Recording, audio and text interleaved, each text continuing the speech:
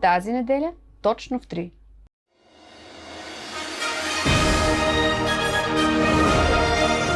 Тази неделя във вечните песни на България стартираме Месецът на любовта. Ексклузивно за първи път съвместно интервю ще ви представим уникалната певица Мина Сучева и гордостта на българския баскетбол Иван Тилев.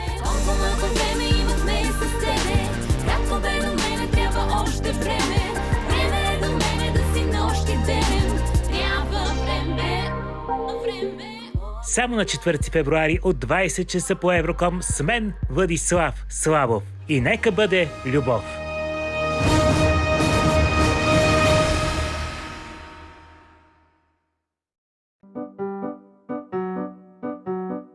Гледайте предаването "Училище за родители". Вижте какви теми и гости сме ви подготвили.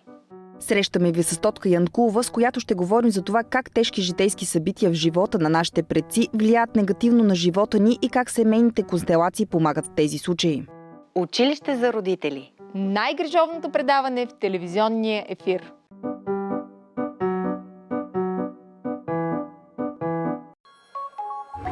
Предаването съдържа продуктово позициониране.